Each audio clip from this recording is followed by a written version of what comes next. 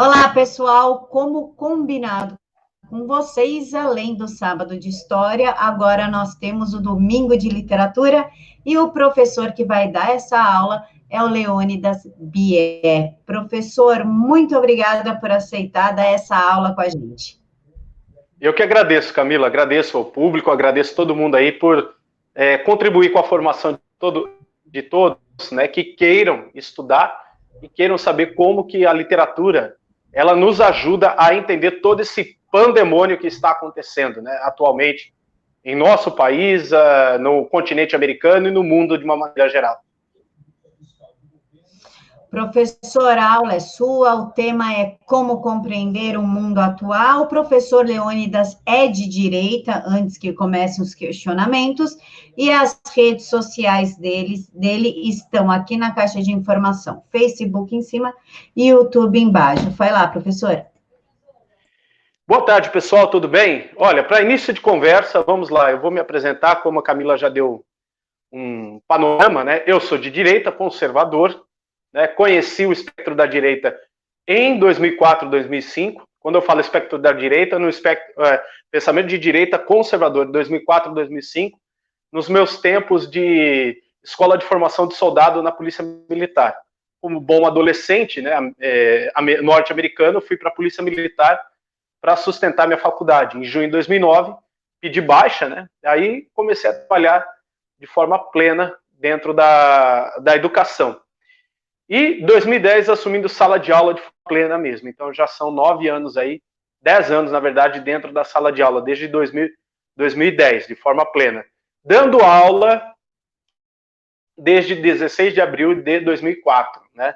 Trabalhando assim em tempo parcial com sala de aula. Então são 16 anos aí dentro da sala de aula. Pessoal, vocês aí que amam literatura, que gostam de uma boa literatura, eu gostaria de dizer o seguinte, gente. O tema de hoje da nossa aula, compreender o mundo atual através da literatura, parece uma coisa que é simples, né? Porque todo mundo acha que literatura é somente pegar, ler alguns livros, por exemplo, do Harry Potter, Crepúsculo, essas séries, né? Água com Açúcar que nós vemos por aí. Essas séries pop, né? Embora algumas séries pop tragam muitas coisas boas. Mas quando se fala em literatura, sobretudo para esta geração dita millennial, né, que é a geração dos anos 2000, uma das maiores referências que eles têm, se não é a maior referência que eles têm, no caso os millennials, é a questão de séries como Harry Potter, Crepúsculo, as séries, né, dos Olimpianos e tantas outras. Mas eu não quero abordar estas séries aqui em nossa aula, para entender esse mundinho adolescente somente. Não, eu quero abordar coisa mais profunda. Por exemplo, Ulisses de Joyce, o próprio Ulisses, né, ou Odisseia, né, do famoso escritor grego Homero, as literaturas, né, de Sócrates e tantas outras. Mas, antes de abordar tudo isso, gente, eu quero dizer que é um prazer enorme estar aqui com vocês, tá bom? E espero que essa aula seja, né, esclarecedora, seja precioso, né, esse tempo para nós. Pessoal, compreender literatura, então vamos lá, né? Compreender literatura é mais, como eu falei, ler que saga Harry Potter, ler saga Crepúsculo, ler a série Divergente, Convergente, é ler muito mais do que alguns clássicos da literatura de ficção científica.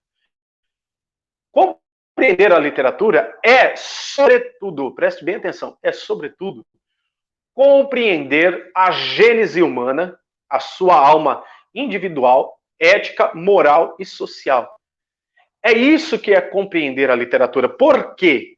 A literatura, gente, ela tem um papel primordial no mundo que vai além do famoso registro, vai além do famoso crônica, né, de comportamento. Não, ela é um fator de perpetuação, de herança ética, moral, individual, coletiva de uma sociedade ou de um ser humano.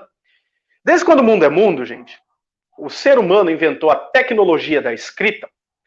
Se você parar para pensar, a tecnologia da escrita, vamos lá fazer um resgate, ela é uma tecnologia nova para o ser humano. Tem aí seus 10 mil anos, mais ou menos. Mas aí você me pergunta, mas professor, isso é muito antigo, né? 8 mil anos antes de Cristo, mais 2 mil anos, mais ou menos, da era cristã, 10 mil anos. Mas se você pensar em projeção da evolução, na cadeia de evolução humana, a escrita é uma tecnologia recente. Então, quando o ser humano passa a registrar as suas tradições, que outrora eram orais, é uma coisa muito interessante, porque passa-se a perpetuar o registro. Por quê, gente? A tradição oral, ela pode, né, ser perpetuada? Claro que pode. Porém, ela sofre com o passar dos tempos. Quando eu falo passar do tempo, eras, séculos, até milênios, ela pode sofrer alterações significativas e não conhecermos aquilo que começou lá, o original mesmo.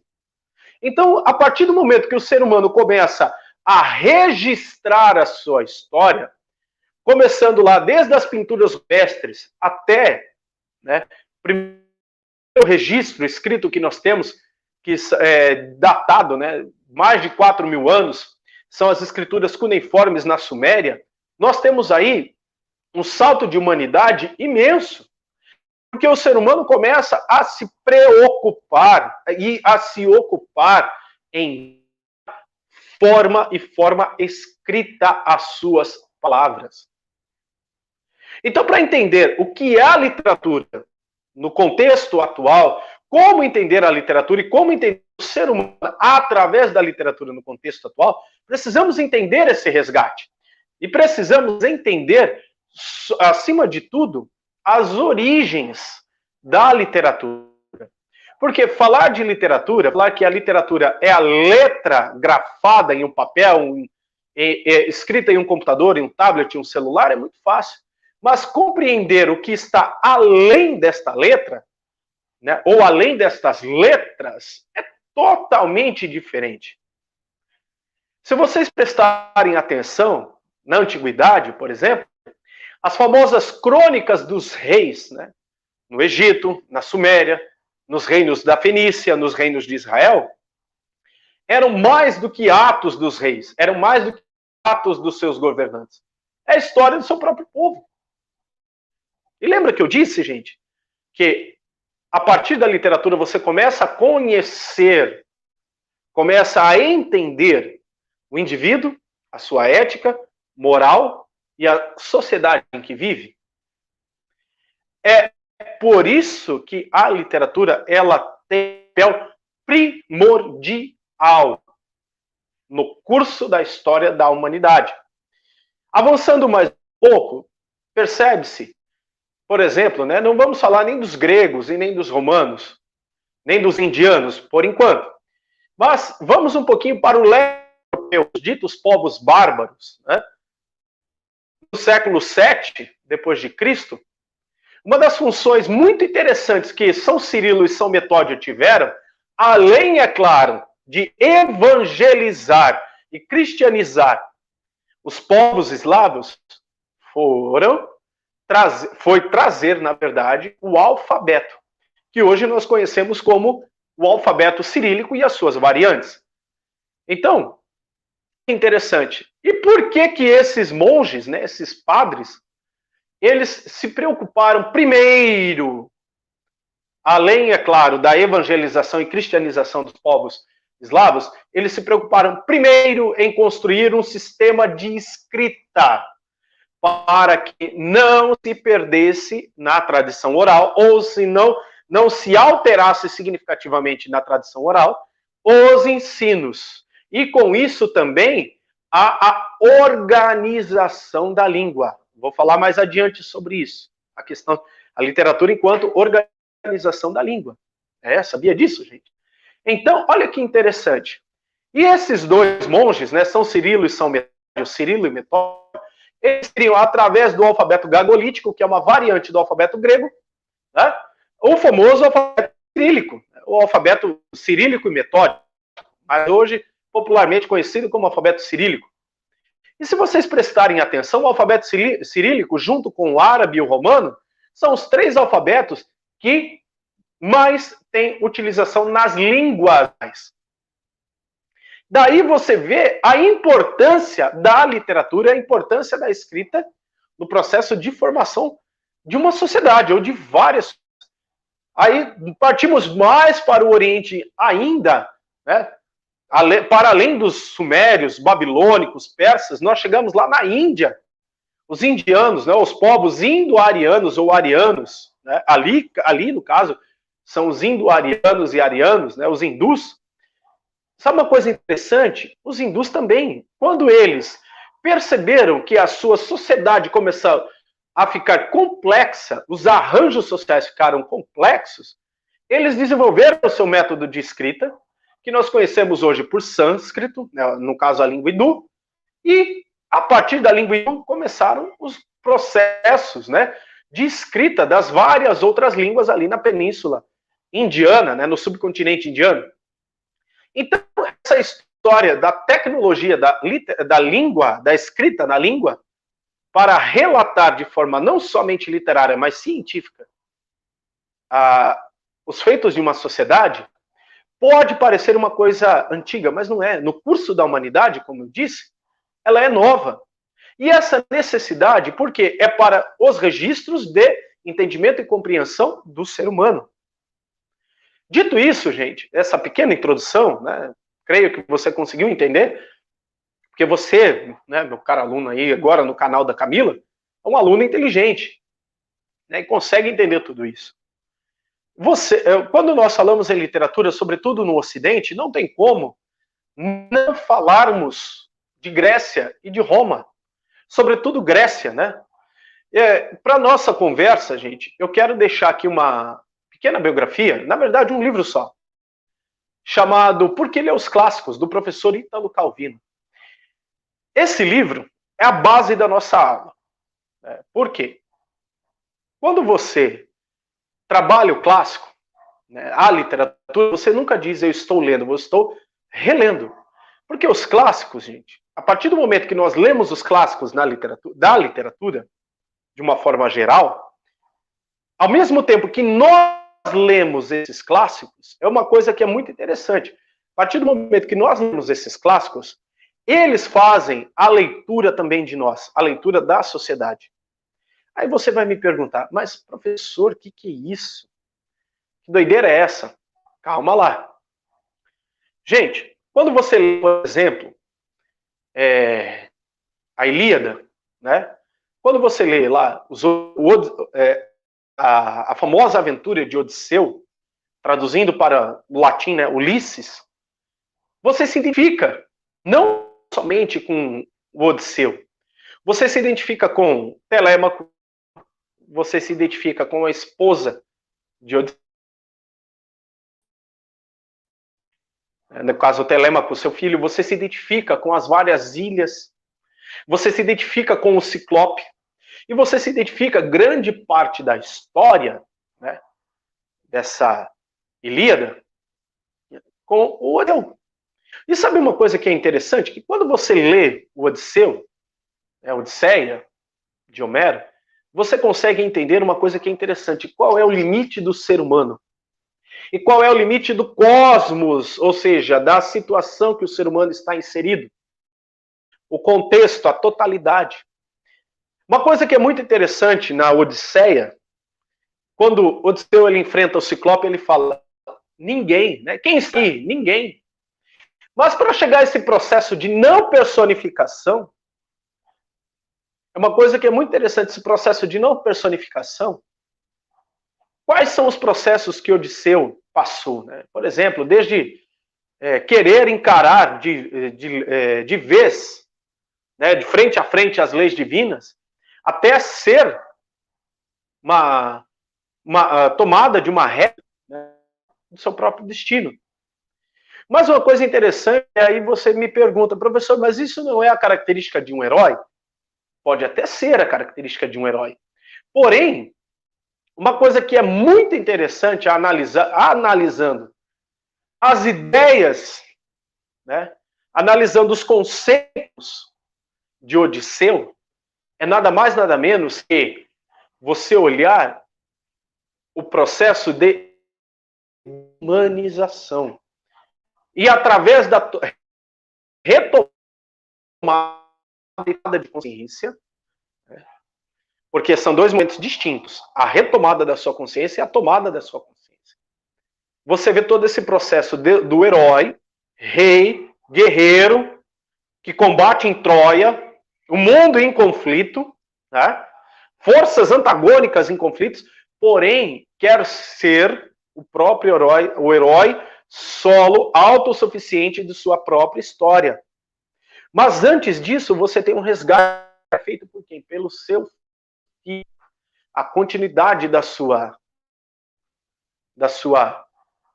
espécie, da sua geração, da sociedade onde ele trabalha ali, né, para a perpetuação do seu território, né, que Odisseu faz. Mas o ponto interessante é o quê? É o resgate das memórias. E, dentro desse cosmos, né, desse contexto todo, nós não somos nada. Nós não somos nada, nós somos apenas um grão de areia nesse universo todo, que buscamos entendimento. Né? É isso que Ulisses mostrará para nós. E o interessante é que, mais além, nós falamos, por exemplo, né, James Joyce, onde você vê lá Ulisses, mas ao invés de ser 20 anos, são 20 horas. E dentro também nós temos lá os 12 trabalhos de Hércules. Questão de tentativa e erro nesses trabalhos. Mas por que eu estou dizendo tudo isso, né, na questão da literatura grega? E o que tem a ver para nós compreendermos o nosso mundo? Interessante, gente, que podemos também colocar aí, junto com Odisseu, um outro personagem antagônico a ele, que é Jasão. Jasão, né, e os Argonautas. Com certeza você já ouviu falar desse livro. E já viu, né, as produções cinematográficas que Hollywood fez sobre Jasão. Jasão é o ponto antagônico da história. Ele desafia por completo os deuses e nega o poder dos deuses. Ao contrário de Ulisses. Ulisses, ele renega tanto o poder dos deuses, no caso Poseidon, Hera, porque ele entende que ele, sendo humano, ele consegue tudo. Mas, no seu processo de não personificação, no seu processo de desumanização, ele para e pensa, eu não sou nada, eu sou dependente de uma força maior. Ao contrário de Jasão. Jasão, ele mostra que é exatamente a nossa sociedade, o espelho da nossa sociedade atual. A sociedade do século XXI, que é colocar Deus, né? É colocar o divino, o sagrado, em uma prateleira e dizer assim, olha só, Deus, fica aí na prateleira, eu, homem, sou o senhor do meu destino, o senhor absoluto do meu destino, e você fica aí. Quando eu precisar de você, eu te uso. Pode parecer uma coisa assim, até simplista, né, o que eu estou dizendo, mas, meu caro aluno, meu caro telespectador aqui do canal do Direto aos Fatos da Camila Abdo, não te passa, não somente essa sensação, mas essa certeza que o mundo está desta forma? A sensação que, ao ler Jasão e os Argonautas, Jasão quer se tornar o senhor de si, Jasão, a tipificação do ser humano. E quando eu falo ser humano, não é o ser humano somente feito em Jasão, mas o ser humano mundo, o ser humano atual do século XXI. Uma sociedade que, ao passo que está ali, né, com Ulisses, essa despersonificação, vamos colocar esse neologismo, ao passo que nós vemos aqui também a questão de Jasão ser a personificação do homem século XXI. Quando eu falo homem, é o ser humano, século XXI. É o ser humano em que abandona, não está abandonando abandona a sua crença no Criador, toma para si a ideia que ele é autossuficiente em tudo. E isso nos lembra duas obras fantásticas. Prometeus, né? Lembra lá, o mito de Prometeus rouba o fogo dos deuses e entrega aos seres humanos. Ou seja, não é somente exclusivo a dádiva de evolução sendo divina. Não. Agora o ser humano toma a rédea da sua evolução. E aí nós vemos também dentro da literatura, olha que interessante, o título, O Prometeus Moderno, Frankenstein. Se vocês pararem para olhar essas duas obras, né? Vamos fazendo por pares. Prometeus, Mito de Prometeus e Frankenstein, de Mary Shelley. Ou Prometeus Moderno, né? Modern Prometheus, Frankenstein. Quem é Victor von Frankenstein? Um cientista que une partes de seres humanos e cria a sua criatura, ou seja, ele se iguala a Deus.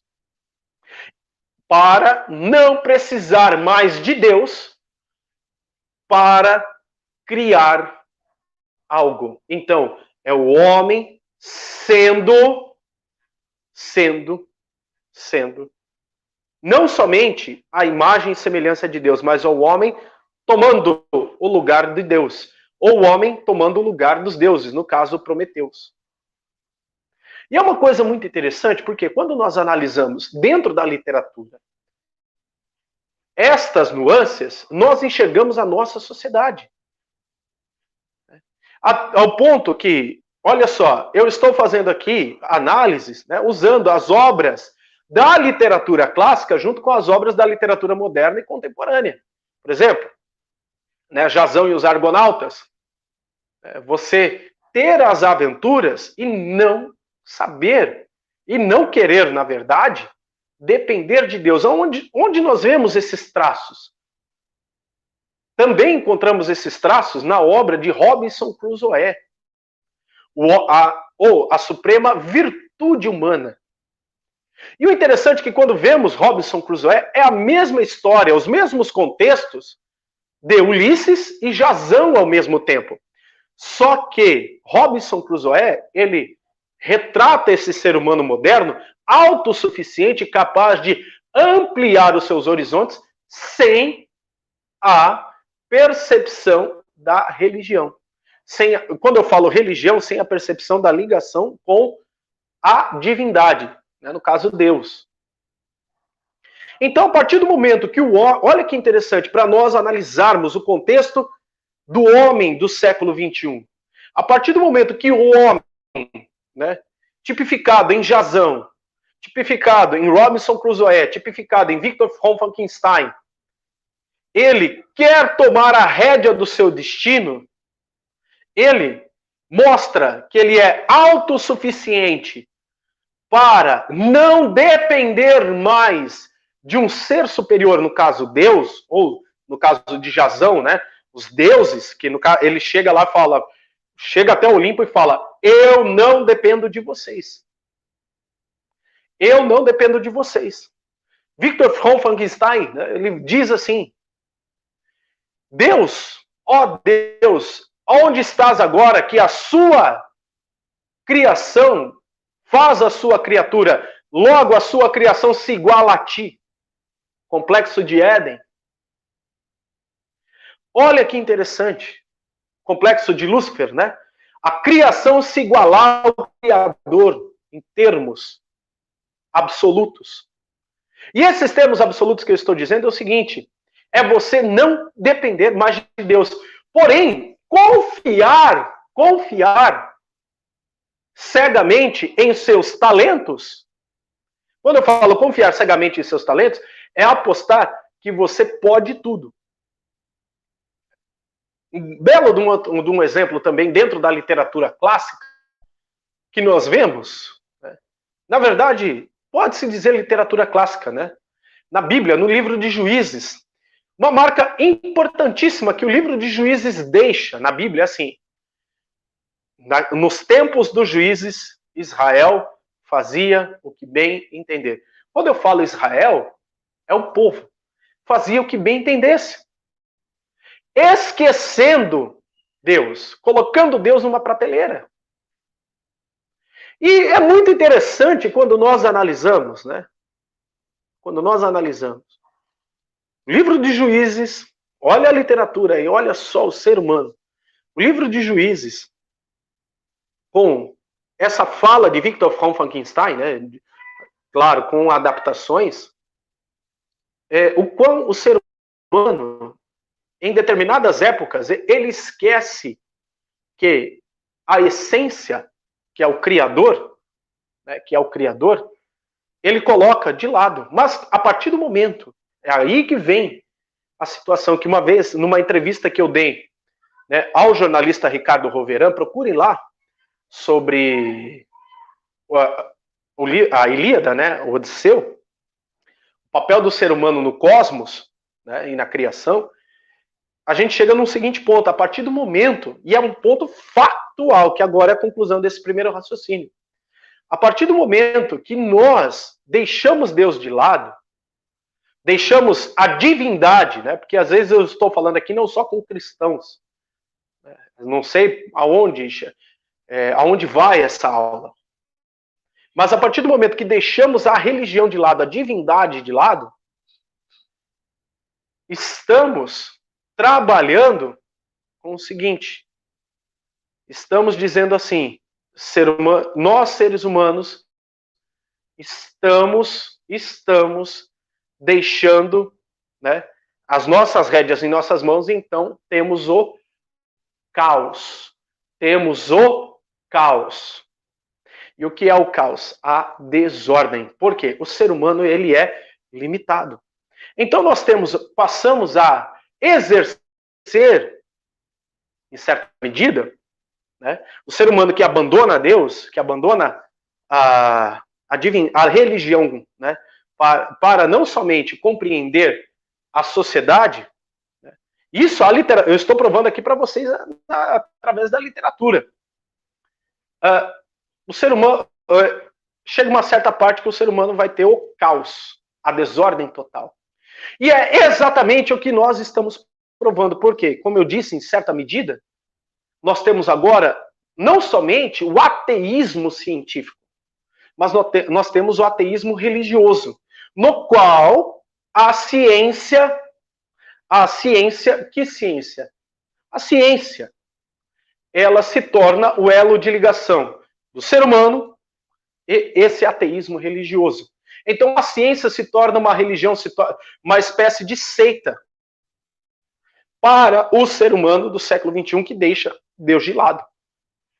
Porém, a partir do momento que nós vemos esse caos, né, porque é o seguinte, gente, a religião, né, isso é provado, a religião, ela não é somente a questão metafísica, ela também é uma questão de ordem social. E na literatura nós vemos N exemplos. Por exemplo, quando nós vemos lá em Ariosto, né? Ariosto, poema fantástico renascentista, nós vemos lá que ele, né, mostra através do seu personagem, Orlando Furioso, é um poeta, na verdade, Ariosto, um poeta renascentista fantástico, em questões de extremos embates, ele procura o sacerdote. Ele procura entender o caos através da religião. Claro que isso não é explicitado de forma chapada, né? Explícita, chapado no sentido de explícito. Mas nas entrelinhas nós vemos. Um exemplo também, né? Galileu Galilei se aventa tanto que Galileu Galilei era ateu. Não, Galileu Galilei não era ateu. Ele estava procurando, né, mostrar, por dados científicos, a criação divina. Claro que ele era um visionário, né? Ali nós estamos falando de física quântica. Hoje nós temos essa ideia, mas quando você lê lá o Mensageiro das Estrelas, você vê a beleza da criação humana, da criação divina, e que o homem é plano dessa criação divina. Prova disso que nós vemos no Renascimento a seguinte máxima: se o Criador é perfeito, então a obra da sua criatura tem que ser igualmente perfeita. Por isso que nós vemos traços de Leonardo da Vinci, Rafael, Michelangelo, né? Não só os traços artísticos, mas as obras de esculturas também, perfeitas. Ao contrapasso, né, que você vê lá no Barroco, a distorção, né? O ser humano sendo barro, moldável, mas você vê traços lá do Renascimento. E aí você vai me perguntar, o que tem a ver com tudo isso? Simples. Eu recebo, né, eu assino, porque eu sou professor de ensino básico, a revista Super Interessante. E uma coisa interessante é que as 3 últimas capas, né, março, abril e maio, eu não vi agora de junho, fala exatamente o que eu estou falando aqui. A primeira capa retrata o seguinte: somos, né? A pergunta vem assim: será que somos donos do nosso destino? Depois vem a de abril, o vírus.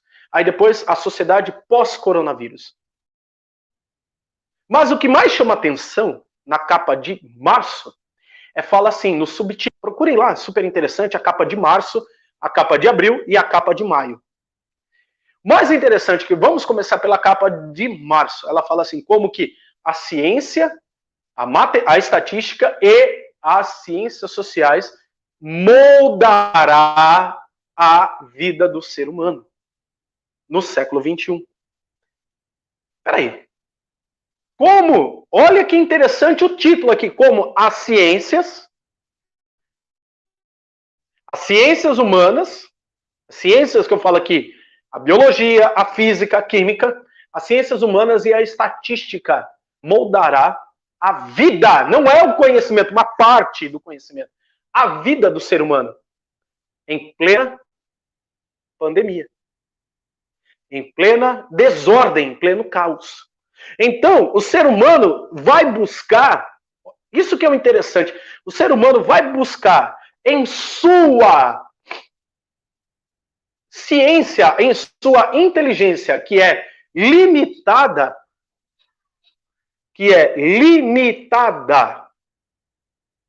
Nós vemos isso em Jasão e os Argonautas, nós vemos isso no mito de Prometeus, nós vemos isso em Victor von Frankenstein, e nós vemos isso também nas literaturas de ficção científica, sobretudo Isaac Asimov e Aldous Huxley. O ser humano, com a sua ciência limitada, a sua percepção de mundo que é limitada, por quê? Quando você lê, por exemplo, né, ou até vê o filme, né, na verdade, né, A Conquista do Paraíso, você olha as grandes, lê, né, a literatura, os Lusíadas e tantas outras, né, sobre as grandes navegações, qual é o interesse do ser humano? É somente comercial? Não. Em alargar o seu horizonte de percepção e consciência. Porém, esse horizonte de percepção e consciência, ele está limitado, por isso que eu dei toda essa volta, para você entender. O ser humano, com a sua ciência, hoje, e com o seu horizonte de percepção, de consciência individual e social, está tão limitado no sentido tecnocrático, que ele pensa, né, o ser humano pensa que através das ciências, somente as ciências humanas, no caso, sociologia e filosofia. Mas não é essa filosofia e sociologia que eu estou dizendo, principalmente a filosofia greco-romana, tá bom? Não, eu estou falando da filosofia de René Descartes, estou falando da filosofia de Robespierre, tá bom?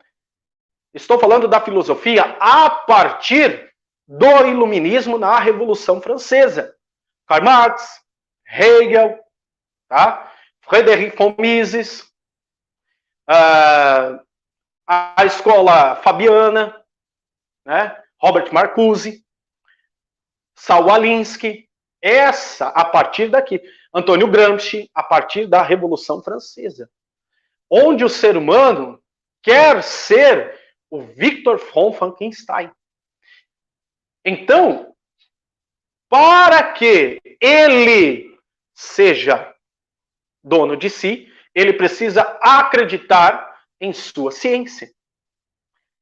É a capa do mês de março. Tanto que aqui é um baralho, né? Análise combinatória. E lembra lá que eu falei da estatística? Olha como tudo corrobora. Análise combinatória.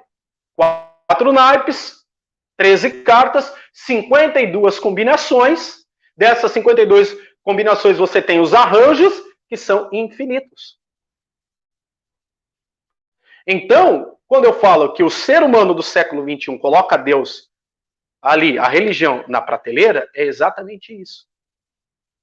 Na verdade, há uma substituição da religião a qual nós conhecemos para uma nova religião, para um novo Deus, no qual essa religião é a ciência e esse Deus pode ser o ateísmo religioso.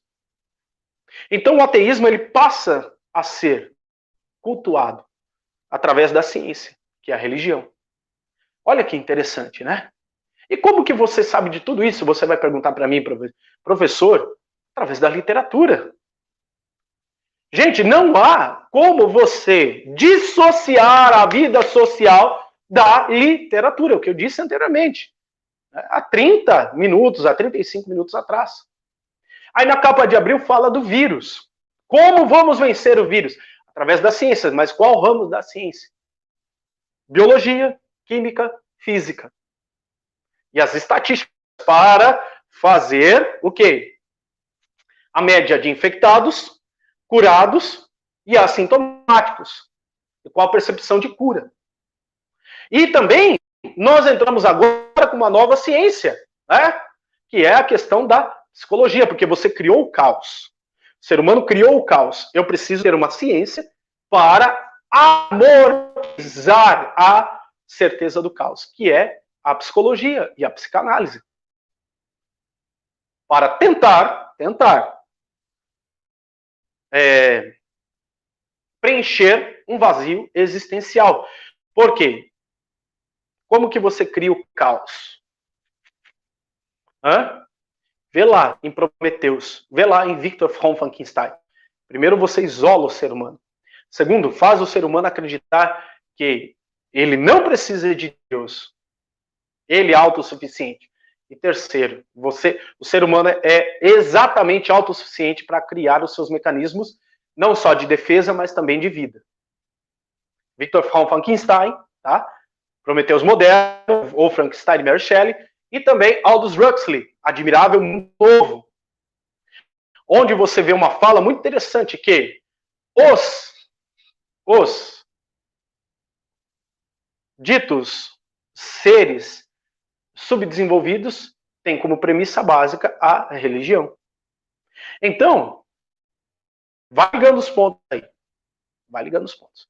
E na capa de junho, fala o seguinte, mundo pós-coronavírus. Ela é toda craquelada, tons pastéis. Por quê? Agora precisamos construir um novo mundo. Admirável Mundo Novo de Aldous Huxley. Muitos teóricos dizem que Aldous Huxley ele tenta criar a personificação de Atlantis, que é o ideal, né? Ou Shangri-La. Mas, quando nós olhamos mais a fundo, Admirável Mundo Novo de Aldous Huxley, nós vemos o seguinte, é a culminância de tudo isso que eu estou dizendo. É o ser humano sendo o ser humano sem Deus. É o ser humano sendo o ser humano sem religião. Interessante que logo no primeiro capítulo você tem o quê? A descrição de uma fábrica de seres humanos. Então a concepção da vida não é mais natural, ela é artificial. Lembra lá? As ciências sociais e a estatística determinarão o nosso destino.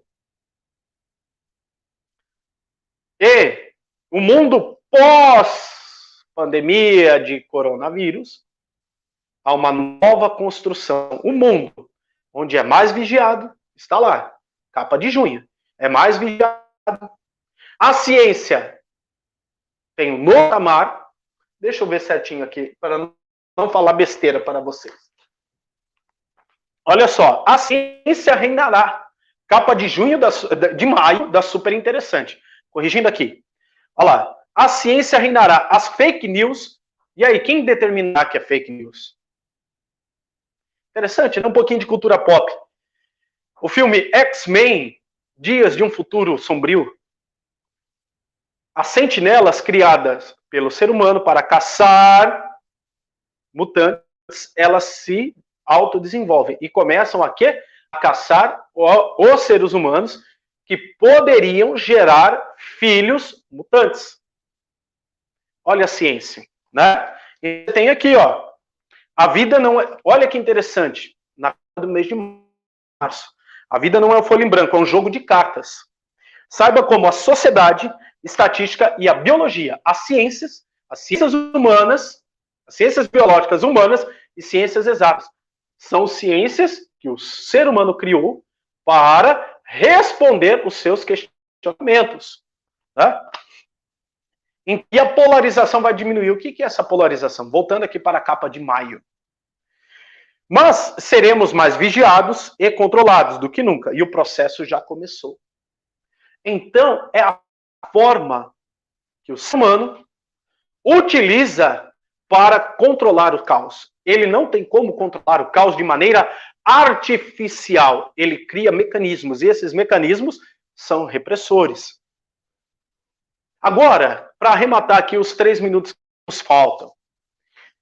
Você entende, meu caro aluno, minha cara aluna, com certeza que a literatura exerce um papel fundamental para a leitura do mundo atual. Eu fiz aqui um apanhado da literatura clássica moderna, não disse nem da literatura brasileira. Espero, num próximo momento, falar, né? Mas da literatura mundial. Né? Onde você olha em que todas as vezes que o ser humano tenta tomar as rédeas do seu destino e colocar a religião, colocar Deus de lado, né, no cosmos, que entendemos ser a nossa vida, entendemos que nós estamos ligados e interligados a tudo isso, a partir do momento que o ser humano faz isso, o que ele acontece? Ele cria o caos e ele precisa criar esses mecanismos de respostas. E muitas vezes essas respostas não vêm de forma pronta, lógica e racional. Né? Muitas vezes extrapola. E a literatura nos mostra isso. Ulisses nos mostra isso. As telemaquias, Telêmaco mostra isso. Xenofonte, Anábase mostra muito bem. A Bíblia mostra isso como fonte de literatura clássica também. Os escritos, né? Você tem ali os Lusíadas, Luís de Camões e tantos outros. Mostra isso. O ser humano, enquanto homem, ele é um ser limitado. E para você entender isso, a literatura te ajuda, porque você começa a entender o homem como um ser mais do que superficial. Você começa a entender o homem profundo, a essência. Tá bom?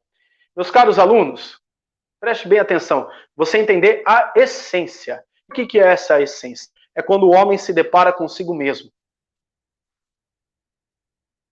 E quando o homem se depara consigo mesmo, é o que, gente? É a consciência. É a mente, alma e espírito. E o que o ser humano hoje, moderno, tem de mente, alma e espírito? Se o ser humano não é uma folha em branco, então o que o ser humano tem desenhado dentro de si para refletir na sociedade? A literatura nos dá essas respostas. Compreender o mundo atual através da literatura não é fácil. Não é fácil.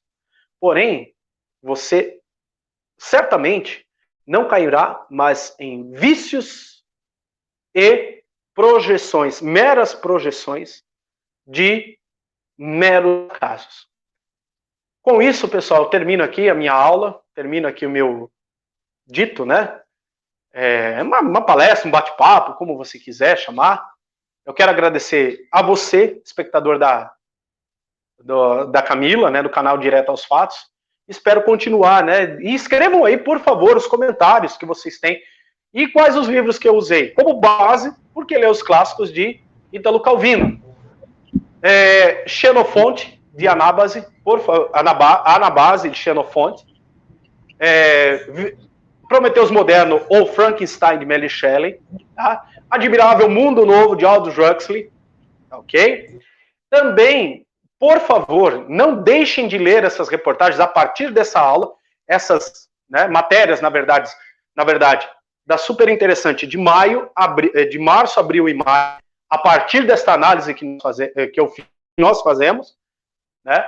E, por favor, para você entender também, 2 livrinhos do professor Olavo de Carvalho, que, ó, esse é um soco no estômago da consciência. O que você não deve, você deve saber para não ser um idiota, tá? E O Imbecil Coletivo. Leia esse daí. E também um que é fantástico, esse mudou a minha percepção até de sala de aula para não mais doutrinar os meus alunos. O Maquiavel Pedagogo, de Pascal Bernardin. Antes de ler os 2 livros do professor Olavo de Carvalho, que eu indiquei aqui, leia o Maquiavel Pedagogo, de Pascal Bernardin. Que são livros totalmente, né, opostos nas ideias, mas eles se completam. Tá ok, pessoal? Muito obrigado, viu? Camila, muito obrigado. Pessoal, os links dos livros indicados pelo professor estão aqui na caixa de informações. Professor, muito obrigada pela sua aula. Eu que agradeço. Agradeço a oportunidade, né? Poder trabalhar um pouco a literatura profunda com vocês. Pessoal, todo domingo o professor Leônidas estará conosco, mesmo porque é bem raro a gente conseguir um professor de literatura de direita, garimpando a internet, a gente acha essas coisas raras, então agora todo domingo ele estará conosco. Pessoal, muito obrigada. Muito obrigado. Lembrando, pessoal, por favor, pelo menos leia um livro que eu indiquei, né? Ó, comece lá, se você não quer ler os livros do professor Olavo, do Pascal Bernardin, começa com os livros de literatura que eu indiquei, né? Mary Shelley, né? O Frankenstein, o Admirável Mundo Novo, do Aldous Huxley, né? Um pouco de cultura pop aqui também, ó. 2001, a banda Iron Maiden pegou o livro Admirável Mundo Novo e musicou ele inteirinho no álbum Brave New World. Vocês vão gostar. Então, ouçam aí o álbum do Iron Maiden, que é bem legal. Para quem gosta desse tipo de rock, é bem legal. Pessoal, qualquer... eu sou da turma de sertanejo. Pessoal, qualquer dúvida, eu vou deixar para vocês o link do perfil do professor. Vão lá na última postagem dele e deixem as suas dúvidas. Escolham com ele o tema da próxima aula, assim como vocês escolhem com o professor João Carlos. Vocês têm a liberdade de escolher junto com o professor Leônidas. E deixem aqui para mim nos comentários o que vocês acharam. Mega beijos no coração de todos. Tenham um domingo. Beijão para vocês também. Um restinho de domingo aí com muita paz e amor e que a sua semana se inicie com muita paz. Fiquem todos com Deus. Amém. Tchau, tchau, gente.